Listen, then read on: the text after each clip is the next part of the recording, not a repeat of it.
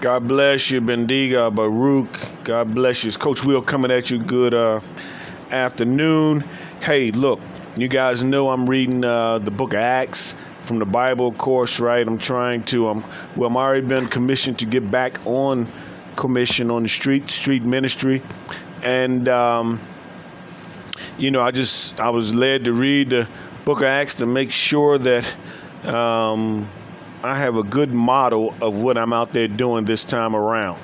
And I said, hey, look, how do you want it done, God? What should I be doing in the book of Acts? But hey, I was looking for something, and I got even more than I expected. Here's what I found. I'm almost finished. I'm finished reading the book as far as I think I've got everything I need. I think the answer I've been given is to go out there this time with full expectancy of God's mighty and miraculous works. Expect miracles on the street. Expect them. That's it. That's it. So, you know, since I started reading Acts, let me finish. And right now I'm on chapter 4. If you just stumble into this video like, who is this cat? What's he doing? Maybe you're a church goer, maybe you're not. Maybe you're a church doubter. The book of Acts should help you. If you're a church goer, you've been in the pews for quite a many years, the book of Acts should help you. So let's take a ride. All right, peace and blessings. Chapter 24, verse 1. And if we go back to 23, we know Paul had just went back to Jerusalem and the Sanhedrin, the Jewish church, I keep forgetting the names, not Philistines, the Jewish church have apprehended him. They wanted to beat him, caused the violence, wanted to kill him. All he's doing is talking about Jesus. We are Christians, we're in Christ. We're on commission to go talk about the love and the good news. We're not getting beatings. We're not getting attacked by mobs. If you're not doing it, you gotta ask yourself, are you obedient to Christ? If not, why not? It's a commission. We've been commissioned. No question about whether you should be doing it or not. So Paul already, man, they started to beat him. Paul was like, yo, man, the Romans came in. He's like, yo, man, I'm a Roman citizen, man. What are these dudes even doing? Man, he tired of beatings, right? He like, yo, I'm a Roman citizen, man. What are they doing? They don't have no right to beat me. And he was taken into custody by the Roman commander. So chapter 4 starts around there. He's in custody, but the Romans was critical. It's like, yo, don't beat this man up. You can't beat him up. After 5 days, the Kohen Haggadah,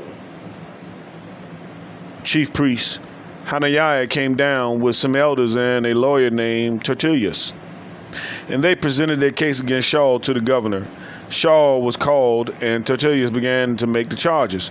Felix, your excellency, it is because of you that we enjoy unbroken peace, and it is your foresight that has brought this nation so many reforms in so many areas. It is with you the utmost gratitude that we receive this. How about that? Open their statement with an absolute sellout. Open their statement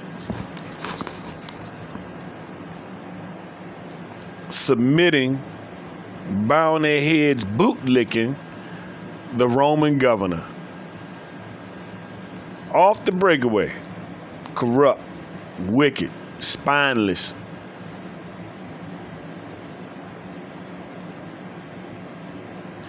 They go on to say, but in order not to take up too much of your time, I beg your indulgence to give us a brief hearing. Bootlicking, spineless. Verse 5, we have found this man a pest. They're charging him with pestilence. He is an agitator amongst all the Jews throughout the world and the ringleader of the sect of Nazarene. He even tried sect of Nazarene. Look at that. So they're admitting that he is Jewish. This is a Jewish sect. Oh, which book am I reading? Complete Jewish Bible. All right. He even tried to profane the temple, but we arrested him. That was a lie, right? Because they thought because homeboy was around that he was in the temple. He hadn't been in the temple.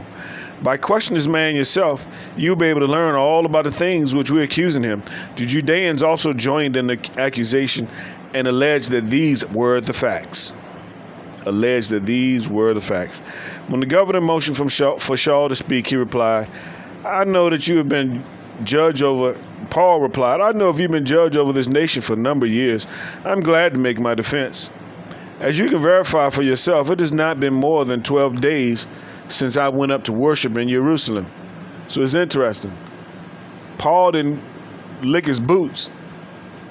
He said, you've been in government for 12 years. The implication is you've been a good dude, right? A decent dude. He said, because I'm glad to make my defense, right? Implying that you're a decent dude. But he didn't go straight in there and lick homeboy's boots and scrub his jockstrap. 13, nor can they give any proof of the things which they accuse me, saying they don't have no proof. But this I do admit to you, I worship the God of our fathers in according to the way, which they call a sect. I continue to believe everything that accords with the Torah and everything written in the prophets. Now there's a huge, huge question. Always going around, has the law been fulfilled, right? So do we have to live by Torah and all the rules of the law? Paul says right here, I continue to believe everything that accords with the Torah and everything written in the prophets. And I'm telling you, I've been online with some of these, I thought they were Messianic groups. Man, I mentioned the Apostle Paul. They either got quiet or went into a rage. I didn't understand why. I found out over time it appears that they looking at Paul like he's some type of, I don't know, heretic or something. They really treated me mean after a while. It's like I didn't understand why, but I get it now. Verse 15, and I continue to have a hope in God, which they too accept, that there will be a resurrection of both the righteous and the unrighteous. Indeed, it is because of this that I make a point of always having a clear conscience in the sight of both God and man. After the absence of several years, I came to Jerusalem to bring a charitable gift to my nation and offer sacrifices. It is with connection with the latter that they found me in the temple. I had been ceremonially purified. I was not with the crowd, and I was not causing a disturbance. But some Jews from the province of Asia, they ought to be here before you to make a charge if they have anything else against me, or else let these men themselves say what crime they found me guilty of when I stood in front of the Sanhedrin. Other than this one thing which I shouted out when I was standing among them, I am on trial before you today because I believe in the resurrection of the dead. But Felix, who had rather detailed knowledge of things connected to the way, put them off, saying, when Lysias the commander comes down, I would decide your case. He ordered the captain to keep Shaul in custody, but let him have considerable liberty and not prevent any of his friends from taking care of his needs. After some days, Felix came down with his wife Drusilla, who was Jewish. Dun, dun, dun. He sent for Shaul and listened to him as he spoke about trusting in the Messiah Yeshua. But when Shaul began to discuss righteousness, self-control, and coming judgment, Felix became frightened and said, for the time being, go away. I will send for you when I get a chance. At the same time, he hoped that Shaul would offer him a bribe, so that he sent for him rather often and kept talking with him. After 2 years, Felix was succeeded by Porcius Festus. But because Felix wanted to grant the Judeans a favor, he left Shaul still a prisoner. So now we hear why the Judeans said, hey, they licked his boots. They knew that this guy was open for bribes. Just another corrupt, dirty birdie. And that's the way government still runs to this date, all over the world, including our nation. Chapter 25. 3 days after Festus had entered the province, he went up from Caesarea to Jerusalem. There the head Kohanim and the Judean leaders informed him of the case against Saul. And they asked him to do them a favor of having a man sent to Jerusalem. They had plotted to have him ambushed and killed en route. For Festus replied that Saul was being kept under guard in Caesarea, and that he was about to go there shortly himself. So, he said, let competent men among you come down with me and press charges against this man if he has done something wrong. See, so the snakes are still trying to get him to send Saul to them so they can ambush him. He was like, yo, bring your smart guys up and bring a case against him. Let's hear his case. Slime bags. Man, I really, really despise corrupt slime bags, whether they're government or not. I mean, I just despise sneaky people with no load and no morals and values, just rats. You know, we say that about rats, but it's really a bad. Man, rats don't deserve that title. Snakes. We call them snake in the grass, right? Because snakes slither. But snakes, it's nothing about the behavior that these men do. Sneaking, scheming, plotting, underhandedness. That's resemblance of a snake. I mean, we put these horrible titles on these animals, but it's really people titles for people. At any rate, I think too much. Chapter 25, verse 6. After staying with them at most 8 or 10 days, Festus went down to Caesarea, and on the following day he took his seat in court and ordered Saul to be brought around him, bringing many serious charges against him, which they could not prove. In reply, Saul said, I've committed no offense, not against the Torah to which the Jews hold, not against the temple, and not against the emperor. You saying people can't prove nothing, all they do is keep lying. But Festus wanted to do the Judeans a favor. There it is, asked Saul, what would you be willing to do? Would you be willing to go to Jerusalem and be tried before me there on this charge? Saul replied, I am standing right now in the court of the emperor, and this is where I should be tried. I had done no wrong to the Judeans, as they very well know. I am no wrongdoer. I have done something for which I deserve to die. If I have done something for which I deserve to die, then I am ready to die. But if there is nothing to these charges which they are bringing against me, no one can give me to them just to grant a favor. I appeal to the emperor. Then Festus, after taking what the advisors, answered, you have appealed to the emperor? You will go to the emperor. Slime bags.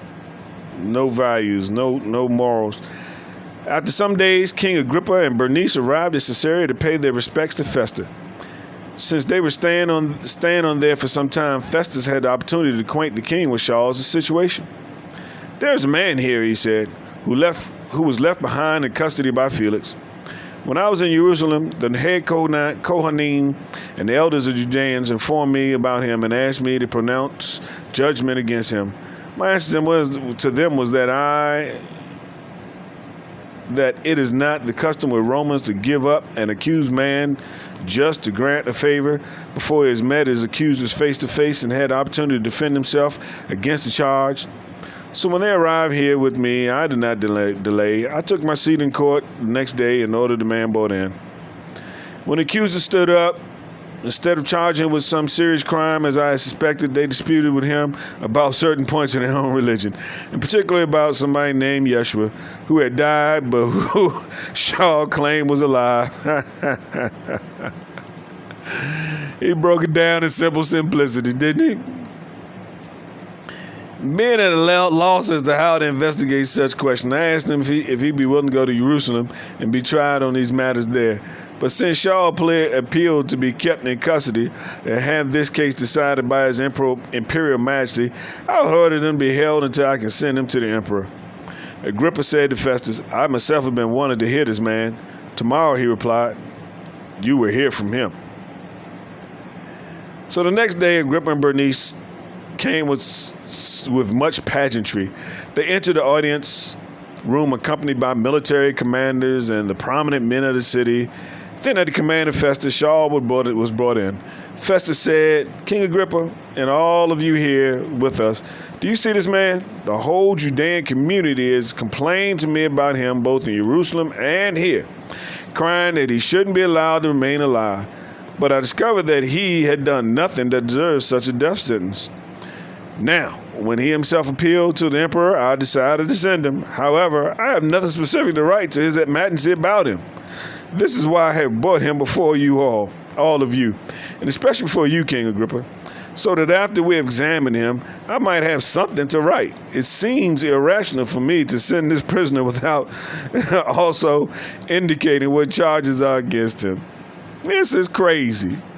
This is corrupt and crazy. They gonna send this man. Look, he admits. I don't want to send the man up to Rome. I don't have a clue. He ain't did nothing.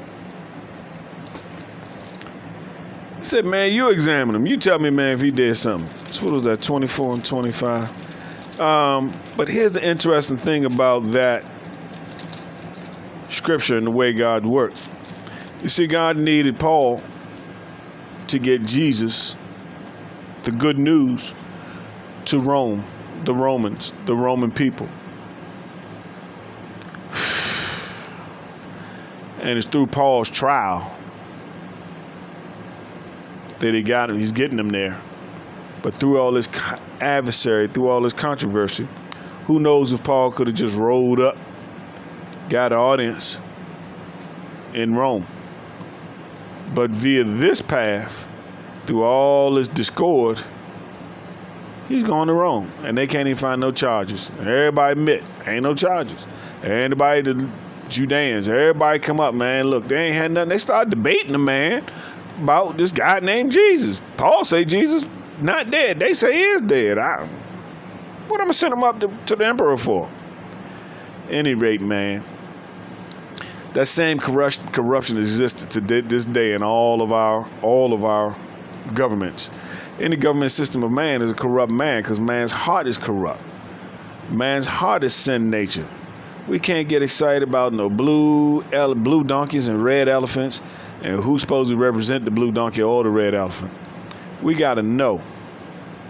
We got to know, and we got to know that only Christ, only Jesus, heaven, kingdom of heaven come to earth is our way and our salvation. Man cannot govern man. He cheats, he lies, he imprisons, he enslaves, he kills, he murders, takes bribes. All right, bless you. Bendiga Baruch.